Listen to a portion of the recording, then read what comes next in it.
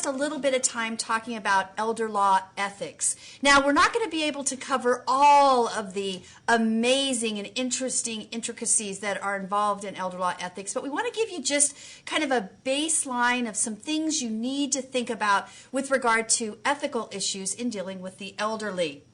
We sometimes call it the 3 C's of elder law, or the 5 C's of elder law, or the 7 C's of elder law. And so we want to talk today about the 6 C's of elder law.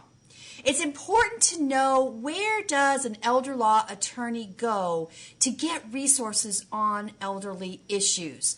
And we want to talk about 4 different places where you can find information that will help you if you have an elder law issue. First of all, we always want to remember that any ethical issue starts with our own state's rules of professional conduct. Many of the states, some 46 now, have adopted some form of the model rules of professional responsibility, but you want to be very careful that you are looking at your own state's rules with regard to different ethical issues. Also, you need to be aware that almost every state in the union has ethics opinions. That is, places you can go to look at where the bar of your state has looked at specific ethical issues and has made recommendations. And finally, we always want to remember that most of the states in this country have an ethics hotline. Those are amazing, amazing resources, because you can get a very quick and dirty answer on an ethical issue when it arises. And so you want to have that phone number handy in case you need some real specific help. Obviously, there's case law out there. There's case law within the realm of disciplinary cases, that is, attorneys that have been disciplined for ethical violations.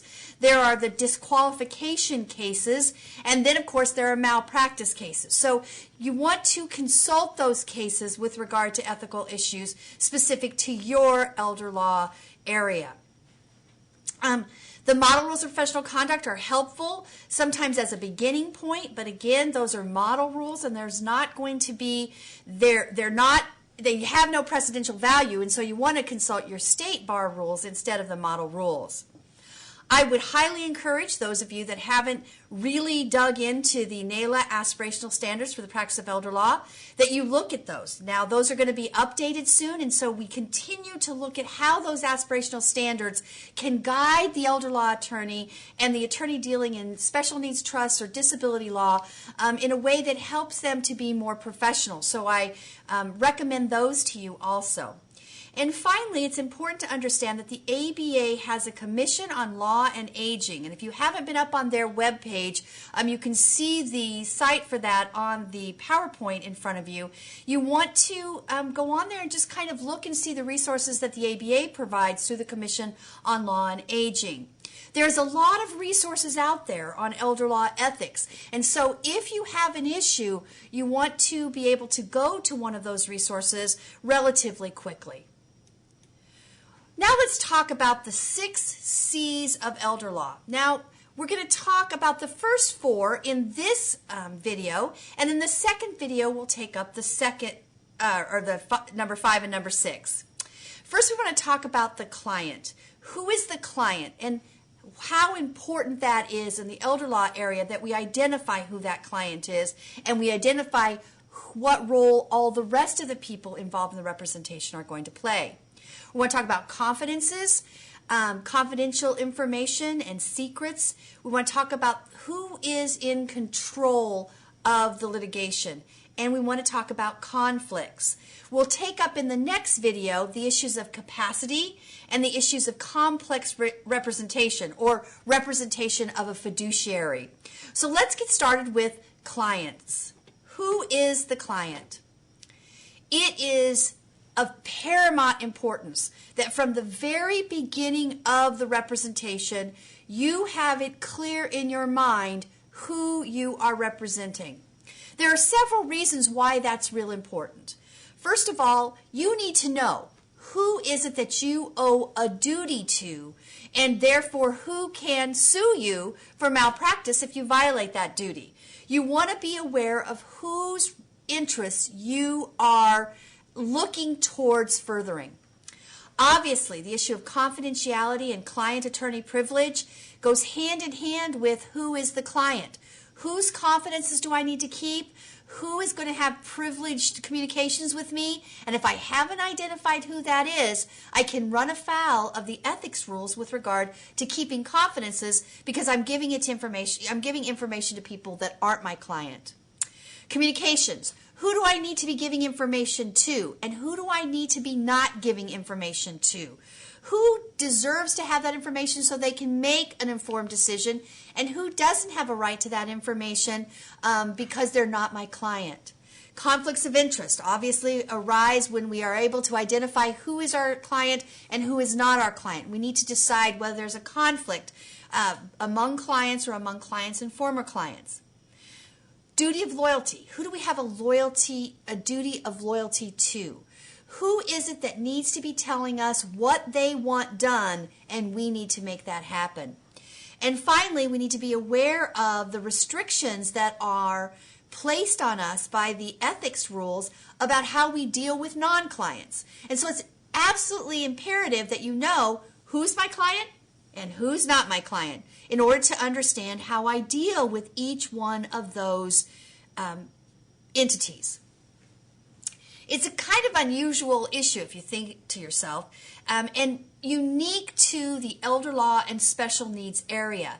Because in most areas of the law, we know who our client is, and that's not really an analysis that the attorney needs to go through. If I'm a criminal lawyer, I know that my client is the criminal or the person who's been charged with a crime. If I'm in family law, I know that I represent either the mom or the dad, or I represent the husband or the wife. In a personal injury case, I know what I either represent the plaintiff or the defendant.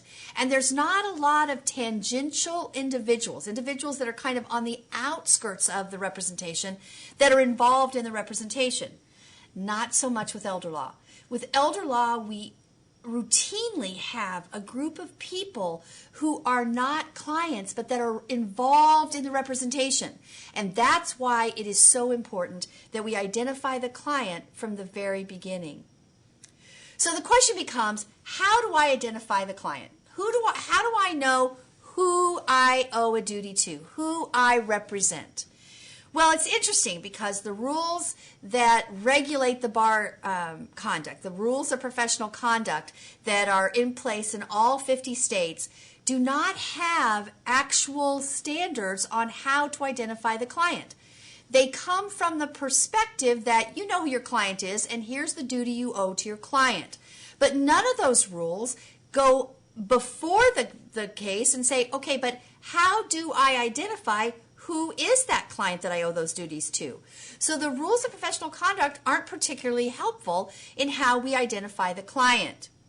The aspirational standards tell us that we need to identify the client, that we need to understand and identify whose interests that are being addressed, that we need to clarify who the attorney owns a duty to, that we need to clarify steps that can be taken, and we need to arrange for a private and direct and personal communication with the person identified as the client. But again, the aspirational standards that are currently in place do not particularly tell us, okay, but who is that person that I owe a duty to? Whose interests am I addressing? Because the truth is, sometimes I'm addressing several people's interests. Take, for example, a will. When I am writing a will for someone, I am taking care of somebody's property after they die, but I'm also looking at interests of people that are going to receive that property. And so who is my client? The beneficiary or the person I'm writing the will for? And especially if those weird situations where it's not the person, and maybe not so weird, it's not the person who I'm writing the will for that comes to my office originally. It is the beneficiary that comes to talk to me about a will for their mother or their dad or their husband or their wife because their loved one is in the hospital or currently not able to come into the office. So we've got to understand when that comes up, who is it that is my client? And merely the question whose interests are being addressed is not necessarily going to answer that question for the elder law attorney. Probably the thing we want to think about is not only who is the client from the attorney's perspective, but who is the client from other people's perspective. And so we want to ask the question, who do I think is my client? Well, I think mom is my client. Well, who does mom think is the client? Does mom think she's the sole client? Or does mom think you're representing her and her daughter who came with her? The attorney needs to know, who does the client think I'm representing? And who does everyone else who's kind of involved with the representation, either because they're physically present or because they have some interest in the outcome of your services, who do they think the client is? And the most important thing is that every one of those people, the attorney, the client, and those people that are just involved somehow with the client need to have the same answer. The same answer needs to be for all three of those people. Who is the client? All right, so here's a few things that we want to, some questions we can ask in order to identify who the client is. Who called for the appointment? That certainly is a factor, but it's not going to be the deciding factor. But one of the things that you want to train your staff to do is to begin that information process with that person by telling them that they may not be the client, that they may need to bring their mom or their dad or their loved one in. So that you can train your staff to, from the very beginning, to say, oh, well, hello, Mr. Son, are you going to be coming in with your mother? Because your mother's going to need to come in also. Who came to the meeting? Who's present in the actual interview room? And we're going to talk in a few minutes about who should be in the interview room. Who's paying the bill? And not only who's writing out the check, but who's that check account from? Is the account from the son or is the account from the mom? And does that tell us who the client is? And if it doesn't tell us who we as the attorney think the client is, does it tell us who possibly that person who's writing the check may think is the client? And again, we need to make sure that everybody is on the same page with regard to the identification of the client. Whose interests are being protected? Now, it's not just whose interests are being addressed, because that could be a whole bunch of people. But whose interests does the attorney have a duty to protect? And that is a key question to who, in fact, we are going to be representing. And probably the final question is one of the most determinative as to who is the client. Who needs to sign the documents? I'm going to suggest to you that 9 times out of 10, or probably 9.5 times out of 10, the person who needs to sign the documents should be identified as the client. We should not be making documents, unless it's a very unique situation, for someone who's not our client to take to someone else who's not our client to sign. We need to be very careful about that, and the aspirational standards address that. So these are some of the factors you can use to consider who is the client. Now, if that's who the client is, mom is going to be signing the will, mom is going to be signing the healthcare surrogacy, mom is going to be signing the power of attorney, then who is everyone else that's involved? All right? And do I have a duty to those other people? I mean, do I owe any protection to those other people? Well, the first thing to consider is the attorney entering into joint representation? Meaning, I am representing 2 people jointly together, which means their confidences are going to be shared among the 2 of them and the attorney, because they are jointly going forward with the completion of the services. We see this a lot of times with a husband and wife, that we can have joint representation in their estate planning, and we're representing both of them. The important thing for them to understand is that in a joint representation, all of the confidences need to be shared, and they need to understand that that's going to happen. Am I entering into a concurrent representation? I'm going to represent both of these people at the same time, concurrently, but separately, which means the confidences of one will not be shared with the other. That's concurrent representation. Now, with regard to both joint representation and concurrent representation, we still have to look at a conflict issue, and we're going to talk about that when we get to conflicts. But we need to identify from the very beginning of the representation, am I representing these folks jointly? Am I representing these folks concurrently? Or am I just representing one of them and this other person is not a subject of any representation? That's got to be done intentionally and very early on in the representation. Now, if I'm not jointly representing them and I'm not concurrently representing them, then they are what may be called non-clients. They're really strangers to the representation.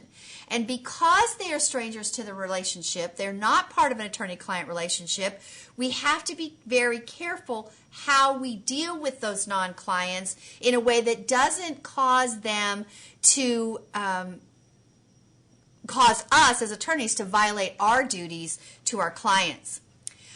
Are the folks that come in, are they beneficiaries? Now, understand that the courts have found that beneficiaries are actually adverse parties to the person drawing up the document that gives the beneficiary the interest that they're getting.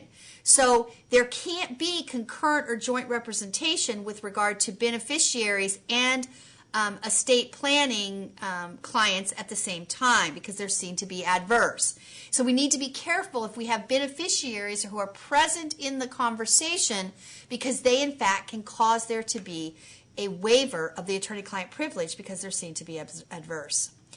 Finally, we want to be aware of whether we have caused the person who we think is not our client to become what is called an accidental client or that they are a prospective client. Because accidental clients and prospective clients we're going to owe a duty to. So let's talk for just a few minutes about accidental clients and prospective clients. Accidental clients are clients that become our client by accident. That meaning we're not thinking we're representing those folks, but because of our conduct, we have given the impression that we are representing them, and they therefore have believed us to represent them, and if in fact they then rely on us to their detriment, we could be facing a malpractice. The Talkstat case is probably the most famous case with regard to the accidental client case. It was a malpractice case actually where a woman came into an attorney to discuss a possible malpractice suit because of some injuries her husband had sustained. And according to the attorney's perspective, he told her, we're not going to handle your case. I don't think you have a case. And therefore, they did not believe that they were representing her. The Mrs. Talkstat, on the other hand, believed that she was being represented, or believed that advice that she didn't have a case. She went forward and didn't do anything, and then after statute of limitations had run, she consulted another attorney who said, you absolutely had a case, and she went back and sued the initial law firm and received a $300,000 judgment against them because they had told her, they had given her advice that she had relied on. And the court found that in looking at whether a client-attorney relationship has been created, we look to the perspective of the client. That is, we're not going to look to the perspective of the attorney saying, oh, well, I sent them away and they weren't my client. We're going to look at the perspective of the client and ask this question. Would a reasonable client have believed that the attorney at that moment was representing them? When that advice was given, could a reasonable lawyer, a reasonable client, a reasonable person believe that they in fact were being represented by that attorney? And if that in fact is true, they have become your client. That is why when you have two folks in your office, one you have identified as your client and one you have identified as not your client, before you ever start that conversation with them, if that person is going to stay in that room, that person needs to understand they are not your client. And one of the things you need to be very careful about is once you've told them that, you don't begin to give them advice that would then make them believe that they are your client. We want to avoid accidental clients because an accidental client, that is a client, could then create for us a conflict that would allow us not to represent the person that we initially believed was our client. So we want to be careful about this idea of slipping into giving advice to those non-clients and therefore making them a client. Now we also want to talk for just a minute about prospective clients, and we're going to come back to this when we talk about the conflict issue. Rule 1.18 in the model rules, and many states have already adopted this rule, and so you want to make sure because it's a rather new rule, but it deals specifically with what's called a prospective client. A prospective client is someone who comes into your office to discuss you representing them, but then you decide not to represent them. All right, so this is looking at it after that person has been told that they're not going to be represented by you. And the question becomes, if there becomes a second case that would be materially adverse to that prospective client, that person that came in to discuss representation with you, but then did not follow through with the representation, can you represent that subsequent client against this prospective client? And so we have to be very careful as we are talking to people that we don't obtain what's called disqualifying information from that person prior to deciding we want to represent them. Disqualifying information is any information that could be used materially adverse to them in a subsequent case. And so we want to be very careful that the information we receive prior to deciding to take that case is not information that's going to disqualify us in future litigation or future representation. All right, so all those folks that are out there involved with the case that are not clients, we want to intentionally identify for ourselves what have I done with regard to those people to dissuade them of any idea that they are my client, and have I been careful not to get disqualifying information from those people that would then cause me to be conflicted off of the case that I want to currently represent my client on. Who is the client is a very, very important topic that, as you know, if you've spent any time in elder law at all, is always the first question that we want to consider when looking at ethics. Now let's move to the next C, and that's confidentiality. Now we know from law school on forward, from the oath that we all took when we became lawyers, that confidentiality is a core value of the profession. That confidentiality encourages frank communication and complete information between the attorney and the client. And without that idea of confidentiality, without the client knowing that he can tell his attorney things that no one else will have access to, we would not be able to operate as attorneys. It's an important concept throughout the legal profession. It's really based on the agency principle. The idea that when a client comes to see a lawyer, there is an agency relationship that has been formed. And that agency principle or that agency relationship is based on the fact that attorneys have superior knowledge and skill in the area of legal representation. And so somebody who needs legal representation has to have a relationship with somebody who has that increased or superior knowledge. But that principal, that client, has to trust the agent enough that information that they are going to give that agent, the agent is not going to use against the client to harm them. So what is confidential information? Well, I want to use Rule 1.6 from the model rules, but again, the rule with regard to 1.6 varies across the United States. So you want to be familiar with your own confidentiality rule as you think about this. But Rule 1.6 says all information relating to the representation is confidential.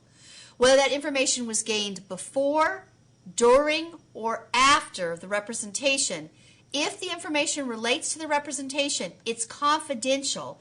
and you are prohibited from disclosure of that information regardless of whether that information would be harmful or not. All right, there is a prohibition against divulging confidential information regardless of whether you think that would harm the client or not. We all understand that, and it all makes sense to us from a very kind of textbook idea. But we've all been in situations where suddenly we find ourselves trying to figure out whether we have in fact divulged information that was confidential unintentionally. We need to understand that under the current rules of professional conduct, the lawyer is prohibited from disclosure regardless of the intent. There does not need to be intent on the part of the lawyer in order to violate that rule. There doesn't even have to be knowingly disclosure. Any disclosure, regardless of the mental state of the lawyer, violates this rule. That's why we have to be very careful about wayward emails, wayward texts, wayward information that leaks out of our office with regard to our clients unintentionally by us, but still in violation of the confidentiality rules. We need to be aware that social, professional, domestic, any of those relationships where we share information about our clients, we have to be very careful that we're not violating confidentiality. And we need to remember that confidentiality survives the end of the representation, and even it survives even to after death, which is very important from the elder law perspective, because you need to be very careful that the person you're divulging information to after your client has died is entitled to that information, because not everybody is. For example, the beneficiaries in many states are not considered to be entitled to the confidential information you have after the client dies. And so you want to be very familiar with who can I give information to after the client has died, or who can I give information to while the client is still alive when family members are interested. And we need to understand, not every family member is out to do wrong things with regard to the information they receive about the client. But that doesn't mean that the client's information is not still confidential. Just because you think it would be helpful for someone to know confidential information about your client does not mean that you have the right to give that information. I like to think about confidentiality being something that is loaned to me. Confidential information is not my information to decide where it goes. It belongs to my client. It's information that belongs to my client, and I don't have a right to give that information that belongs to someone else to other people without that person's consent. Information is confidential even if it is publicly known. So we need to be careful that, well, everybody knows this or that about this person. It doesn't matter. It's still confidential information, and you still have a duty not to discuss that information. The courts have found that legal knowledge and research are not considered to be confidential unless the divulging of that information with regard to specific research would reasonably likely lead to the discovery of protected information or information about your client.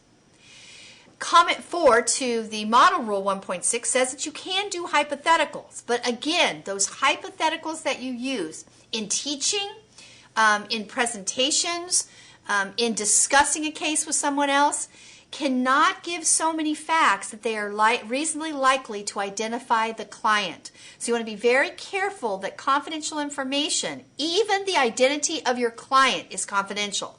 It may not be attorney-client privilege in some situations, but it is confidential. So you want to be very careful that you don't use hypotheticals, especially if you're teaching in a small jurisdiction where everybody kind of knows everybody else, that you don't give up facts that are going to reasonably likely lead to the identification of the client.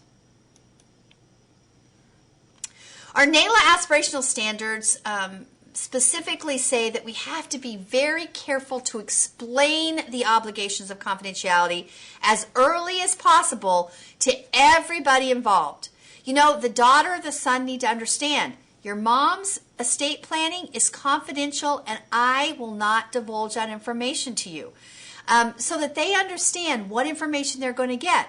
Now, we're going to talk in just a minute about whether the client can waive that, and they obviously can, but we need to understand that in the absence of a waiver, son, daughter, person who pays the bill are not entitled to that information. And the NAILA standards say we need to be very careful that everybody understands that. We need to be very intentional about strictly adhering to the obligations we have to the client. We need to be very careful if we're having frequent phone calls with family members that we're clear with regard to what information the client has impliedly informed consent, has given us informed consent to give that information, and what family members and what information the client has not given us informed consent to give to that. It's possible that the client may pick and choose what members of their family they are going to give information to. And the only way to find out is to communicate, communicate, communicate. You have to talk to that client and find out specifically who they want that information to go to. That comes to the issue of 1.6 exceptions, informed consent. Understand that if in fact we think our client wants information to be divulged to different people, we need to get that client's informed consent. Not just kind of a casual, oh, okay, I'll tell your daughter about it, but explaining to the client the benefits of sharing information to other people, the risks of that, and the alternatives. The client needs to understand, even if they would never believe their son or daughter would ever do anything to hurt them, the attorney has a responsibility to get an informed consent if in fact he or she is going to divulge that information to anybody other than the client. And I think we fall short many times in having that very thorough discussion to get informed consent to reveal information. There are several other exceptions in 1.6b that we want to be aware of. To prevent reasonably certain death or substantial bodily harm, then we are allowed to give over information. If our client is going to commit a crime or a fraud that is reasonably certain to cause financial interest or injury to a financial interest, and that client has used our lawyer's services. Now that's the key. We're going to talk about this a little bit when we talk about fiduciary representation. But if my services as an attorney have not been utilized to commit the crime or the fraud, then I am not under this exception, and therefore I can't divulge the information. Now, there may be other reasons why I can divulge the information, including if, in fact, the information has been given to the court.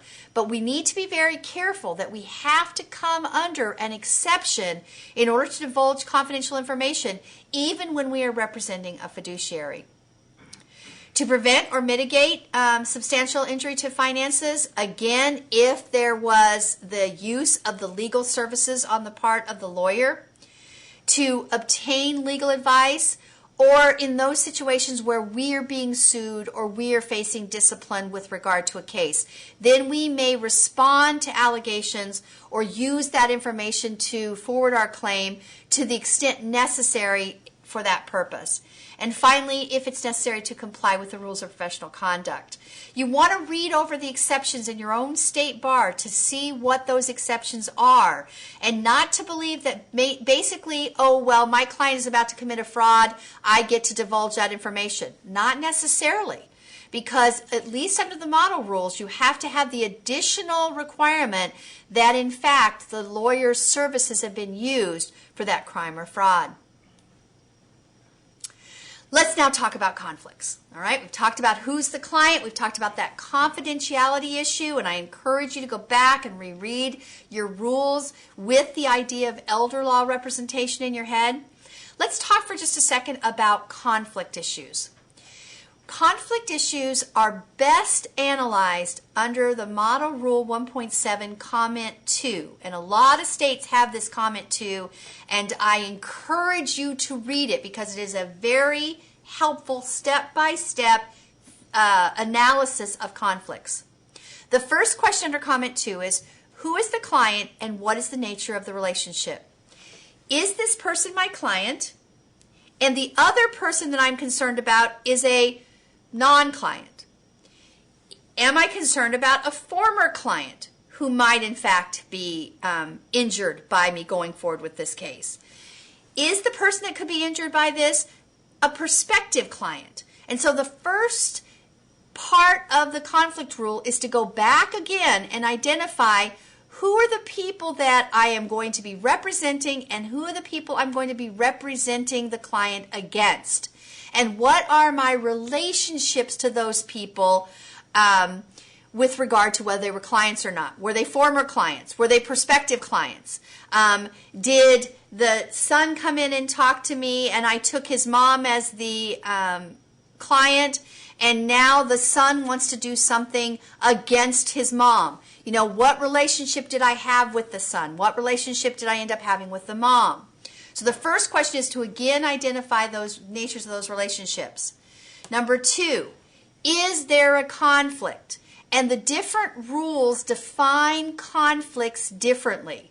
For example, Model Rule 1.7 defines the conflict occurring if the concurrent client, if you have two concurrent clients who are directly adverse to each other, then you will have a conflict. If one of your clients is going to cause you to be materially limited in how you can represent another client, then that is a conflict under 1.7. All right, so 1.7 looks at concurrent clients, clients that you're representing concurrently. Is there a conflict against one of those concurrent clients? And you determine that by whether there is a direct adversity or whether you are materially limited. If it is a former client that you are now going to be suing, then conflict is defined by, is the case that you are now taking materially adverse to that former client in the same or substantially the same issues? All right? And so you need to define, okay, is this case that I'm taking now against this client that I had formerly, is this going to be materially adverse to that client? And if it's going to be materially adverse, is it the same as what I represented that former client on? And finally, that's under Rule 1.9, former client conflicts. And then as we discussed previously, with regard to prospective clients, did I obtain information that could be materially adverse to this prospective client as I go forward with this current client? Can I represent this person because against this prospective client, this person that came in to interview me, or did I receive information from that prospective client that creates a prospective client conflict under 1.18, which will prohibit me from representing this current client against the prospective client? Now, once I've defined if there's a conflict or not, I'm not done, because all of the rules allow for certain conflicts to be waived or to be consented to. And so the third question in the analysis, is this a conflict that can be consented to? Now, understand that with regard to former client conflicts under 1.9 and prospective client conflicts under 1.18, those are always waivable. They're always consentable. If I can get an informed consent from my former client or from my prospective client, I can always go forward.